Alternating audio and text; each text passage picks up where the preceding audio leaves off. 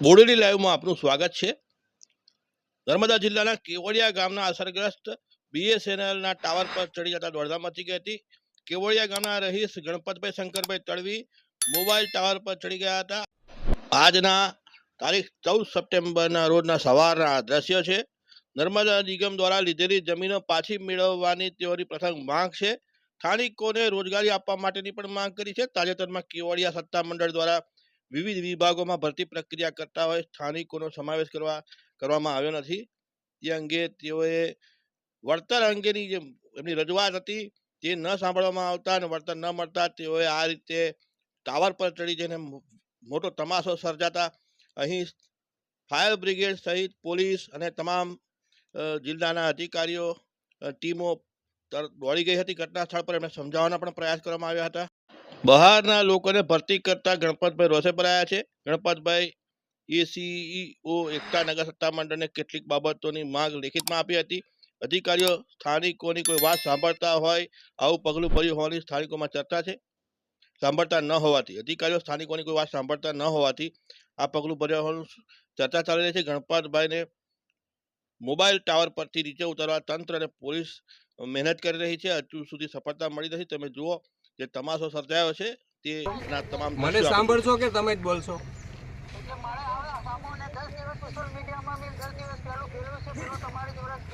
પણ મને સાંભળશો કે તમે જ બોલશો? હવે બરોબર, તમારો જો ફાઇલ છે વળતરનો પ્રશ્ન જે છે બરોબર એની જે આપણે પ્રક્રિયા થાય એ કરે, પણ તમે નીચે એકવાર આવી જાઓ હું તમને સમજાવું શું કરવાનું છે બરોબર। દિવસ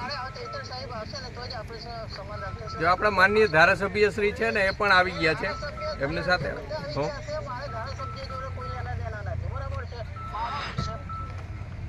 તમે નીચે નહીં આવો તો કેવી રીતે વાત થશે?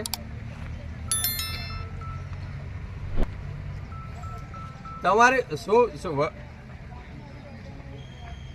હા કઈ એટલે જ કહું છું કે આપ થાકી ગયા છો, નીચે આવી જાઓ। અમે તમારી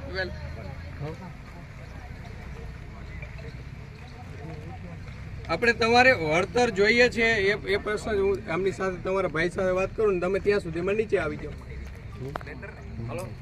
જો ભાઈ 1 મિનિટ ચાલો એટલે કે નીચે તો આવું વાત તો કરવી પડશે ને।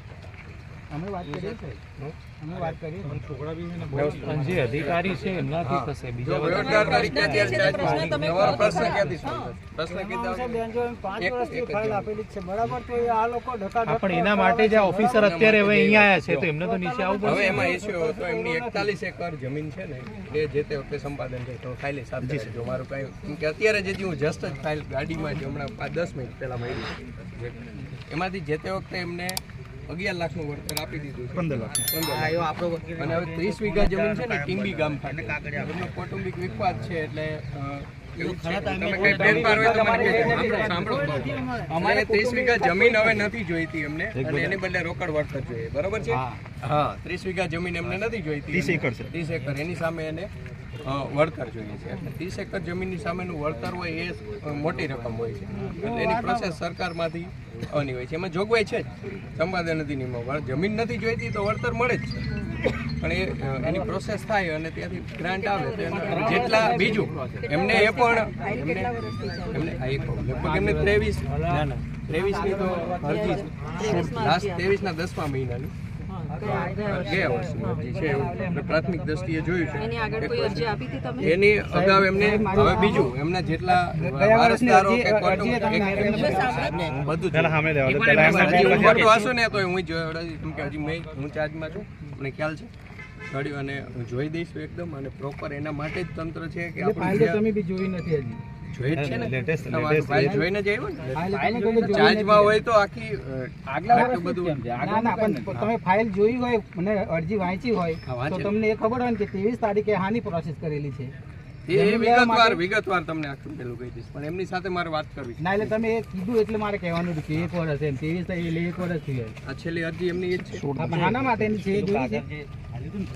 હવે તમે એક વાત કરી એટલે વળતરની જોગવાઈ છે આમાં એવું છે કે અમે 5 વર્ષથી આ પ્રોસેસ કરી બરાબર, અમે અડધા પૈસા તો લીધા જ છે અને પછી અડધી અમે જમીન લેવા માટે જમીન તમને ફાળવેલી હતી બરાબર, ફાળવેલી હતી વાત સાંભળો અમે જમીન પસંદ કરી, અમને શું કહેવામાં આવ્યું કે તમારી જમીન પસંદ કરી તમે એ તમારે ખેરવાની, આવી રીતે કોઈ ખેરાય?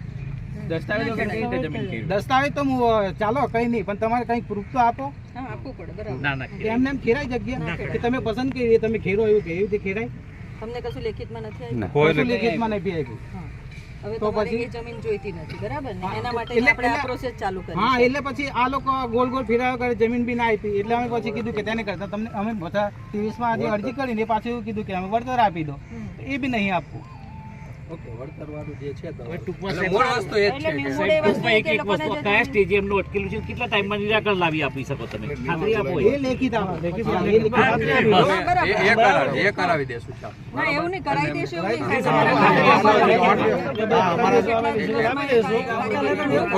થોડી વિગત મને થોડો 1 કલાકનો ટાઈમ આપો. હા, 1 કલાકનો ટાઈમ આપીશું. તમે દાદાને પણ કહો એમને- કે એમને એમનો કયો નીચે આવી problem જાય. solve થઈ જાય. સાંભળો તો ખરા. સાંભળ.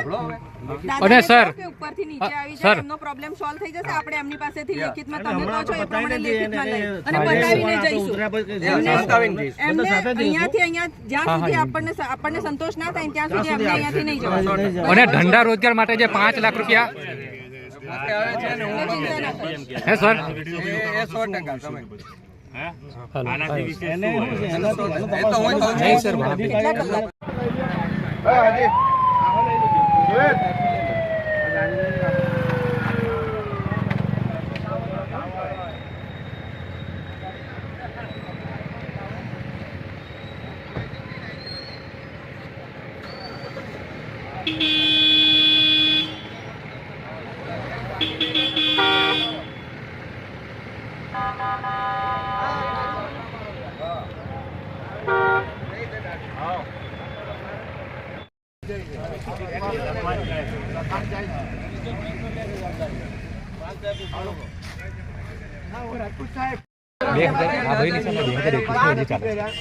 અમે CPC ની નોટિસ આપી છે, આમાં સરકારશ્રીએ જવાબ રજૂ કરેલો છે કે સંપાદન નથી થયું.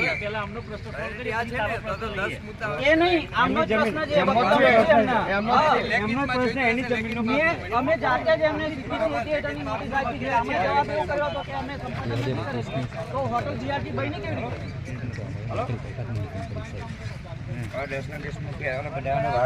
નહીં, આ લેન્ડ ગ્રેબિંગ મુકાય આમાં એરિયા. આમાં તો માથાકૂટ ના થાય. હા, આપણી પાસે કેસ તો પછી આમને અમારી ડિસ્કસ થાય યાર. હો ભાઈ, સાચી વાત, બિલકુલ. વાત સારા માનતા નહીં. બધી વાતો કર્યા કરે. ભાઈ અમને બોલાવવાનો મતલબ શું છે?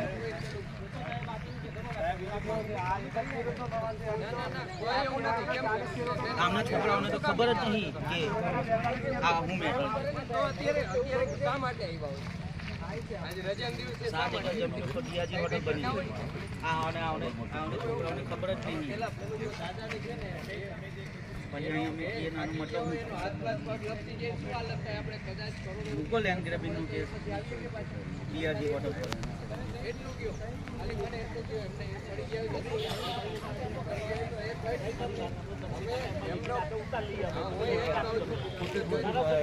વાત નહીં ચાલવાનો કોઈ મતલબ નહીં.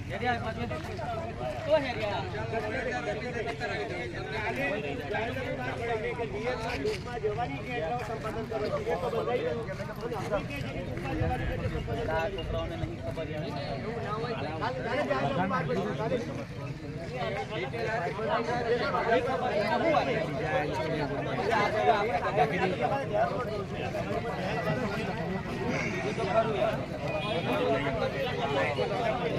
આમને ખબર જ નહીં. હા, ખબર નહીં છોકરાઓને પછી વર્તનની વાત પેલા વર્તનની નહીં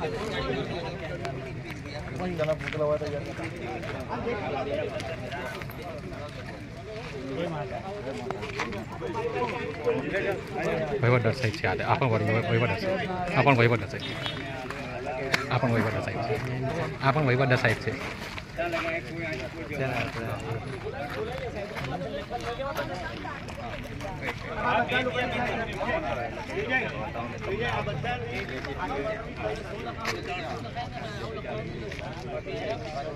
લેખિત નહીં, લેન્ડ ગ્રેબિંગનો કેસ નતો ડીઆરજી. કઈ કઈ 7 એકર જમીન જે છે અમે નોટિસ ફરિયાદ કરવાવાળા. 7 એકર જમીન છે એના ઉપર હોટલ ડીઆરજી બની રીતે 7 એકરના નામે બોલે છે.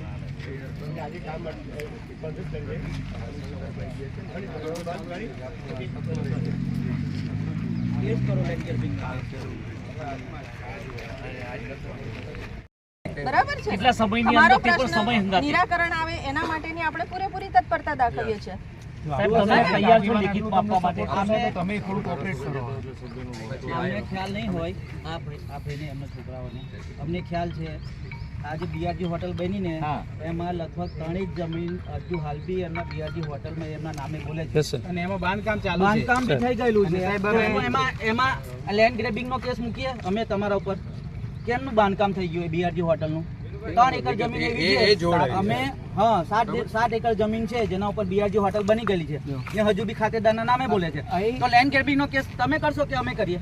એ જ વિગતે જોડાય છે. એ આની સાથે એટલે સંલગ્ન આવું છે કંઈક કે આ જ થાય છે? તો જ અમારે વિગતો તમે જોશો એવું છે. એવું નથી. જો સાંભળો, તમે કીધું ને અમને નથી ખબર, અમને બી ના ખબર, પણ જોવું તો પડશે ને. તમે એકવાર હેઠે પડીને સાહેબ નકશામાં